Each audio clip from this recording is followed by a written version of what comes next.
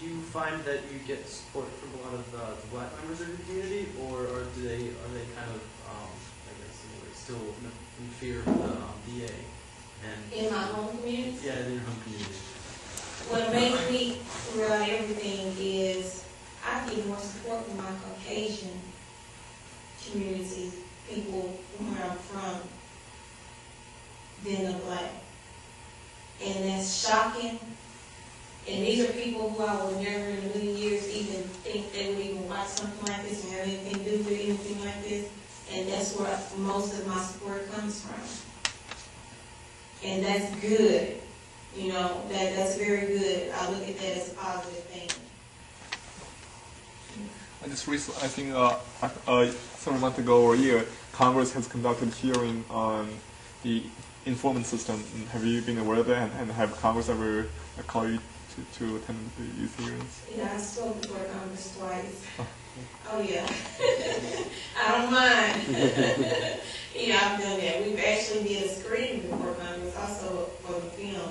You know, they invited us to come. They wanted to see it. And around that, they got to trying to work on some things as far as changing some stuff. So I'm all for it. Yeah, that's good. So when you spoke before Congress, was there like a period where was there like a lot of conflict? Like, did you have people who were backing you up and saying that the movie was accurate, and were there people who were trying to like put you down and talk about like? Well, it really wasn't. They watched the movie was like their dialogue. All right. That was like the opening of the conversation. So you have people who are like I said, who are for the laws that they have in place for the drugs and all that. And then you have people like, look, this is what's going on. We need to do something. So that crowd is larger than the people who want to keep it the way it is because they don't see the problem. So it was good because these are the people who are in here making these policies and making change. So if you can get in here and let them know, look, y'all killing us.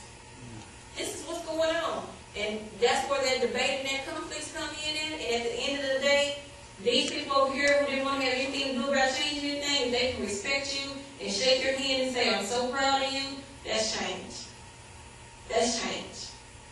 That's a good feeling. You know what I'm saying? Because if you have enough feelings in you to say this when you were so against this at the end of our conversation, then that means I have you thinking. And there's a possibility. And if there's a possibility, something can happen. You said that you want to change the system, do away with mandatory minimum sentencing, start building more like clinics, treatment centers.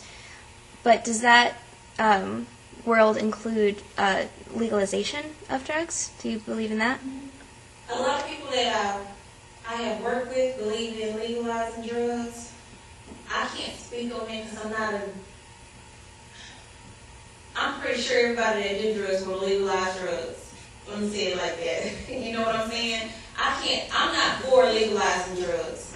You know what I'm saying? And I'm not against it if you can prove to me why it needs to happen. But I know as far as the marijuana thing, I honestly don't feel like it's that serious. It's not like you take a puff and you're going to die as soon as you finish that. You know what I mean? It's not that serious. You know, I don't think so.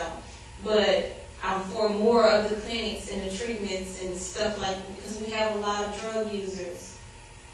And you can't just keep locking these people up saying, don't do that, don't do that, don't do that, I'm putting you in prison, I'm putting you in prison. They come back home doing the same thing. Give them help. Right, because they can't get an ordinary job, so they have to steal drugs again. Yeah. But I don't know. In a post-prohibition world, we'd still be arresting traffickers. I mean, that would always be illegal, and there's always going to be a black market. And well, drugs, they won't legalize any drugs in this world until the government can figure out how they can make money off of it. They would, I mean, it would not just be legalized, but regulated, too. And I don't think that activists even in the movement think about that. Yeah. But it's true. Because you have to understand, marijuana, you can grow marijuana anywhere. How can you control that?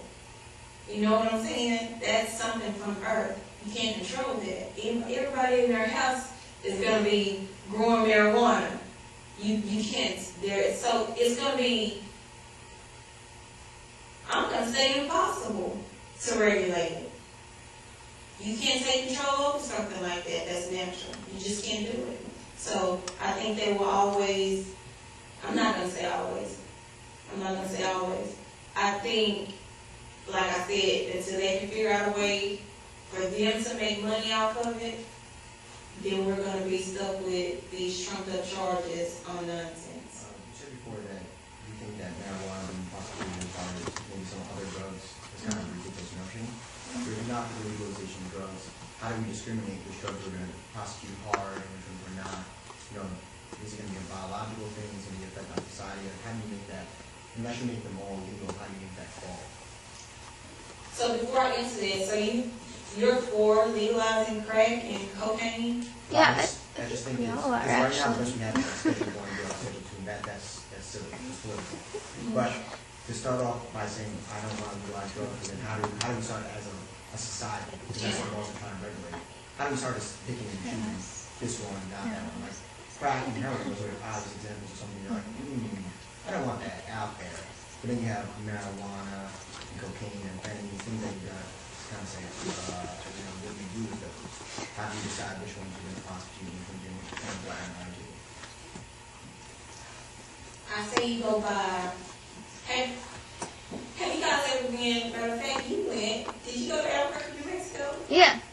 Were you there? I didn't go. Oh. They tell you, the DPA, they're all for legalizing marijuana. You know what I'm saying? Marijuana does not have the effect on your body. If you smoke marijuana, then if you smoke crack or meth. Now, meth is you don't even get the same time for meth that you would crack or cocaine. Why is that? It kills you all the same. I don't understand that process. But marijuana is totally different from the rest. My opinion. You know, I'm not going to sit here and say I'm going to have to go and try these drugs in order for me to sit here and tell you how this should work, because I'm not going to do that. But I just honestly feel like marijuana is totally different from everything else, because everything else, if you're addicted to it and you need help, you can get treatment, but it takes over your mind and your brain where it can kill you. I've never to this day known anyone to die from marijuana. Marijuana slows you down. You're high off marijuana, you're high off crack cocaine, you're high, everybody has a different kind of high, but it's different. I don't know how to explain it. It's different. So I think that should be down here and everything else should be up here, because you can't compare them.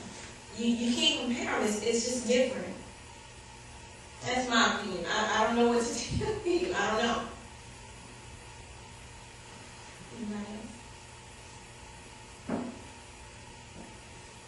You said the ACLU, like, they weren't really helping you out anymore. Are there any organizations that are helping you now?